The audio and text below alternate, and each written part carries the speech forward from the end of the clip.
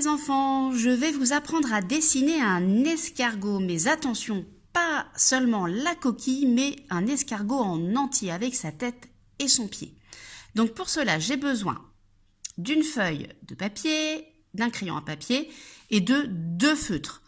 Alors moi j'ai choisi le marron et le vert clair parce que je trouvais que c'était des couleurs qui se rapprochaient le plus d'un escargot que l'on trouve dans la nature. Mais vous pouvez très bien utiliser des couleurs complètement différentes qu'on ne retrouve pas justement dans la nature pour réaliser des escargots un peu extraordinaires.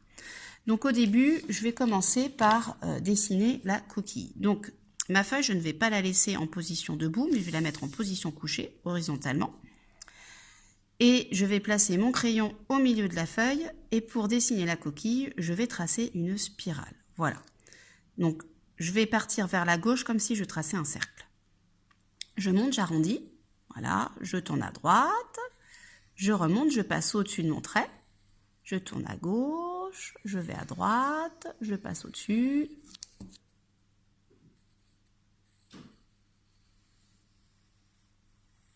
Voilà.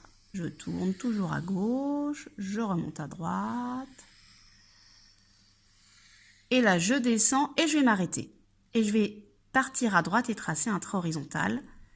Voilà, comme ça, je ferme ma coquille.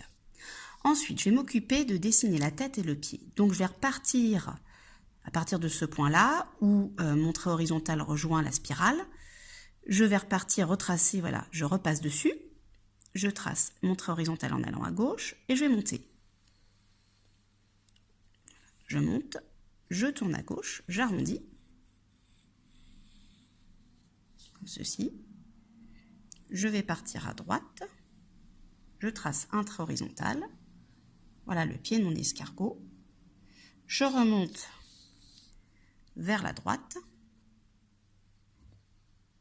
et je vais rejoindre la coquille. Voilà. Ensuite, donc là, je rappelle, nous avons la tête, le pied de l'escargot qui lui permet de ramper, et je vais maintenant m'occuper des tentacules de l'escargot. Alors, je rappelle que les tentacules, il en a 4, et qu'on dit un tentacule et non pas une tentacule. Moi aussi, je fais souvent l'erreur. Alors, c'est exactement le même nom que les tentacules d'une pieuvre.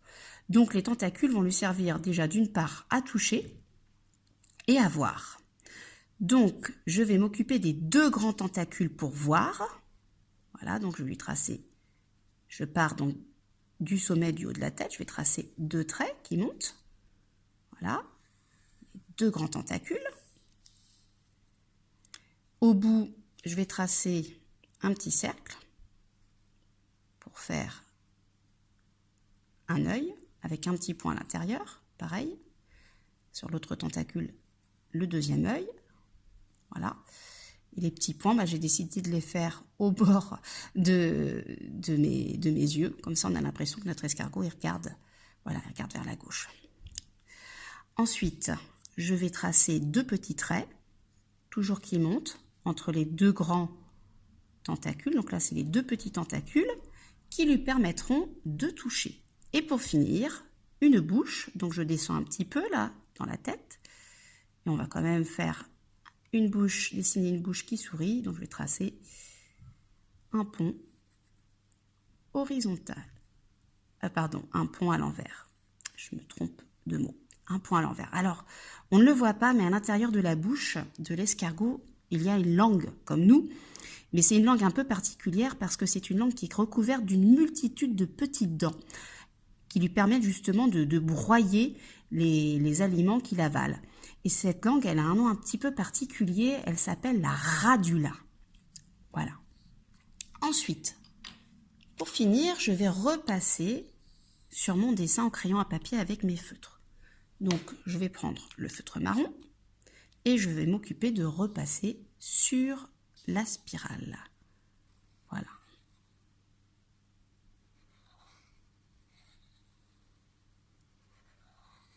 Alors, n'hésitez surtout pas à tourner votre dessin,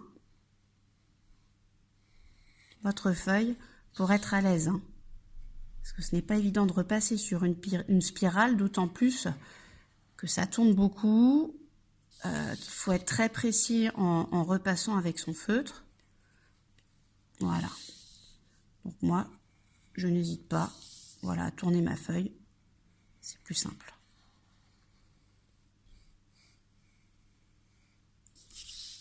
Presque fini. Et voilà.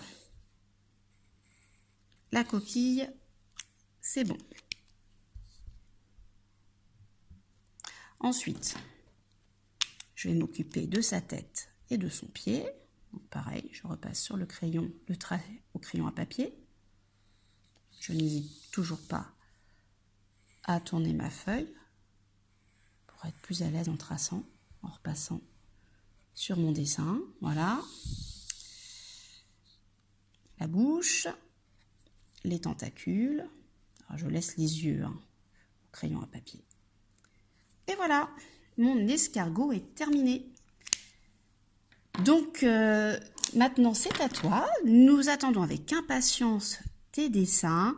Tu peux donc utiliser des couleurs un petit peu plus bizarres pour repasser sur le dessin de ton escargot. Ça nous fera des escargots extraordinaires.